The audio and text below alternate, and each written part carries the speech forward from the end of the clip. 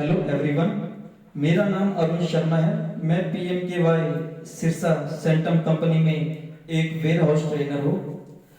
दोस्तों, आज हम सभी बच्चों को ऑनलाइन क्लासेस दे रहे हैं। तो आज जो तीसरा दिन है, जो आज का जो टॉपिक है वो है लॉजिस्टिक। लॉजिस्टिक किसे कहते हैं? दोस्तों, लॉजिस्टिक का मतलब है एक वस्तु का दूसरी जगह प्रभाव होना, अर्थात एक वस्तु का दूसरी जगह पर मूवमेंट होना लॉजिस्टिक कहलाता है। लॉजिस्टिक का अर्थ केवल यह नहीं कि एक फैक्ट्री से माल निकलकर वो वस्तु कस्टमर तक चली जाए, ऐसा कुछ नहीं होता है। इसके अंदर इन्वेंट्री, पैकिंग, हाउसिंग सब कुछ इसके अंदर आ जाता है।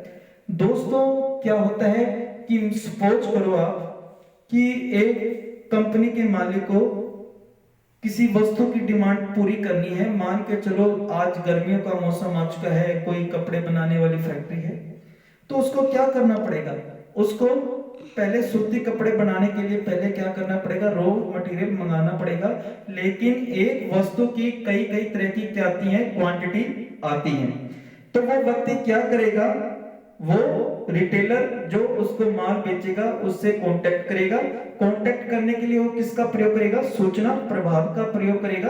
तो वो क्या करेगा? वो रिटेलर को बताएगा कि भैया मुझे इस चीज की जरूरत है, इतनी मात्रा में जरूरत है, इस क्वालिटी में उस वस्तु की जरूरत है। रिटेलर अपने स्टॉक में चेक करेगा कि क्या उसके पास जो हमने वस्तु मांगी है, क्या उस क्वालिटी में और उतनी मात्रा में वो वस्तु है।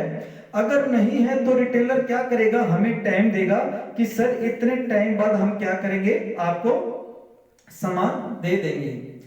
कुछ टाइम बाद जब रिटेलर हमारा ऑर्डर तैयार कर लेता है तो क्या करता है कि वो हमें सामान देता है। सामान किससे आएगा? सामान ट्रांसपोर्ट के द्वारा आएगा। दोस्तों, बहुत से लोग ऐसे सोचते हैं कि ट्रांसपोर्ट लॉजिस्टिक का एक लॉजिस्टिक और ट्रांसपोर्ट दोनों ही एक हिस्सा है, परंतु आपको मैं एक बात बता दूं, ट्रांसपोर्ट एक बड़ा ही नैरो वर्ड है लॉजिस्टिक के लिए, क्योंकि ट्रांसपोर्ट एक माध्यम है वस्तु का एक जगह से दूसरी जगह तक लाने के लिए। और आपको एक बात बताऊं, पूरे वर्ल्ड में जो ट्रांसपोर्ट की टाइप होती हैं वो कितने प्रकार की होती हैं? 5 प्रकार की होती हैं। पहली कौन सी होती है? Road transport. रोड ट्रांसपोर्ट में कौन कौन आते हैं?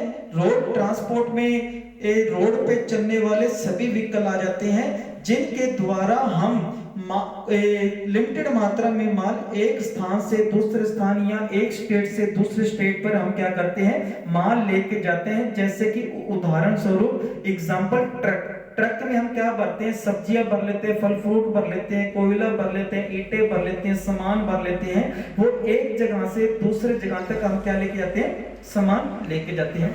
दूसरा क्या होता है?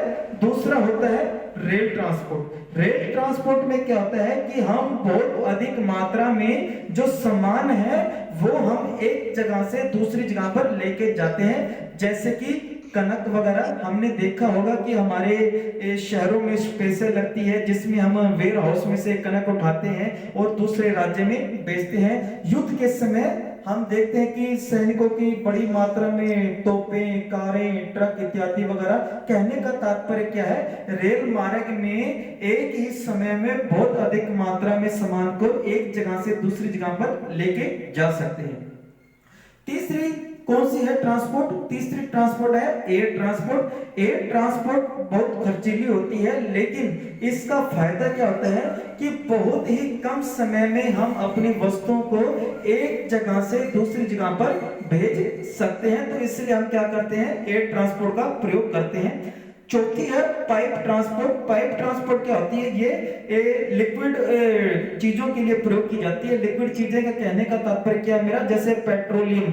पेट्रोलियम के द्वारा एक देश दूसरे देश को पेट्रोलियम, डीजल इत्यादि की सप्लाई करता है। जो पांचवा है बड़ा ही यूनिक ट्रांसपोर्ट है और आज के टाइम में इसकी इंपोर्टेंस बहुत अधिक है, वो है डाटा ट्रांसपोर्ट। डाटा ट्रांसपोर्ट यानी कि वायर ट्रांसपोर्ट भी कह देते हैं। वायर के माध्यम से सूचनाओं का एक जगह से दूसरी जगह पर आदान प्रदान होना ही वायर ट्रांसपोर्ट या डाटा ट्रांसपोर्ट कहते हैं। तो हम आगे चलते हैं अपने अगले इसी टॉपिक पे कि जब रिटेलर माल तैयार कर लेता है तो ट्रांसपोर्ट के द्वारा वो हमारे पास क्या करता है, सामान भेज देता है। जब सामान हमारे पास आता है तो हम क्या करते हैं, सबसे पहले हम क्या करते हैं, इनवॉइस चेक करते हैं। इनवॉइस में हम ये देखते हैं कि क्या हमने जो माल मंगाया था उतनी मात्रा में माल उन्होंने भेजा है या नहीं भेजा। जिस क्वालिटी में हमने माल मांगा था क्या उसी क्वालिटी में वो माल उन्होंने भेजा है या नहीं भेजा।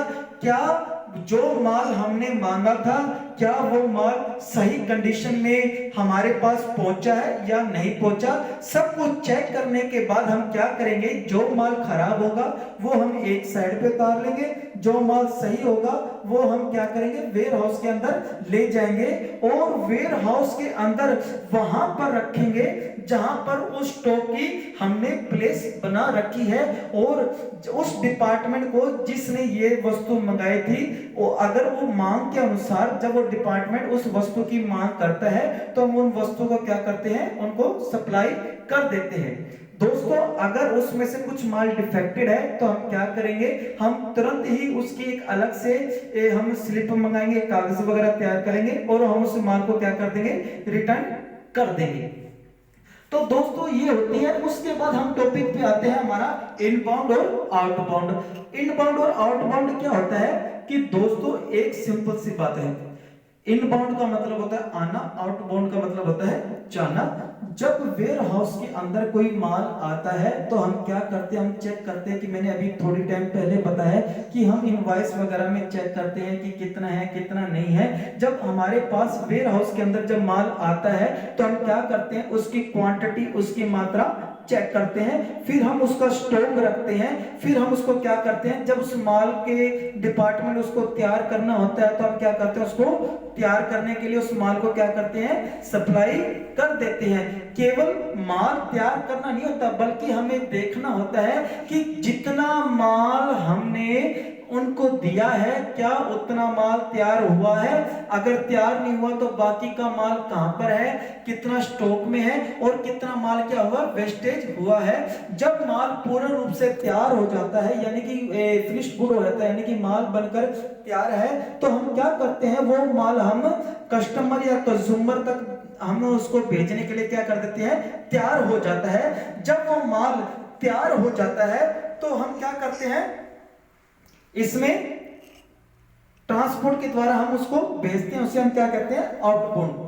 दोस्तों आउटबाउंड का ऑब्जेक्टिव क्या है, आउटबाउंड का ऑब्जेक्टिव हमने आपने देखा होगा कि हम Amazon, फ्लिपकार्ट में कई बार हम ऑर्डर पहले मैं आपको इसके बारे में बता दूं कि हमने आउटबाउंड के बारे में, ऑब्जेक्टिव के बारे में बता रहा हूं कि कई बार कस्टमर क्या करता है, कस्टमर किसी वस्तु के लिए क्या करता है, ऑर्डर करता है तो हमें क्या करते हैं, उस ऑर्डर को रिसीव करते हैं तो उसका एक कोड आ जाता है। हम क्या करते हैं, उसकी प्रोसेसिंग चालू करते हैं, ऑर्डर की प्रोसेसिंग चालू करते हैं भी ऑर्डर हमें इतने दिनों में देना है, इतने टाइम तक हमने कस्टमर को पहुंचाना है। हम उस ऑर्डर को, उसी क्वालिटी को हम उस पैक करेंगे, उसी प्रोसेसर को चालू करेंगे जिस क्वालिटी की उस व्यक्ति ने क्या की है, वस्तु की डिमांड की है और हम उस वस्तु को सही तरीके से क्या करेंगे, पैक करेंगे। ऐसा नहीं है कि हम उसको कोई खराब वस्तु पैक करके दे दी, क्योंकि उससे कंपनी की जो गुडविल होती है वो क्या होती है, कम होती है। जब वस्तु पूरी तरह तैयार हो जाती है तो ट्रांसपोर्ट के माध्यम से हम कस्टमर तक पहुंचने के लिए क्या करते हैं, उसको तैयार करते हैं। तो दोस्तों लॉजिस्टिक यही होती है। और जो क्रिया भी किस वस्तु की फैक्ट्री वेयर हाउस के अंदर किस वस्तु की जरूरत है और कौन सा रॉ मटेरियल चाहिए, हमने वस्तुओं को कैसे कस्टमर तक पहुंचाना है, कैसे जो हमारे पास स्टॉक पड़ा है उसको कैसे निकालना है और जो रॉ मटेरियल वेस्ट हो रहा है या ज्यादा हो रहा है उसको कैसे करना है, ये सब चीजें जो मैनेज होती हैं वो लॉजिस्टिक मैनेजमेंट के अंदर आती है। Thank you.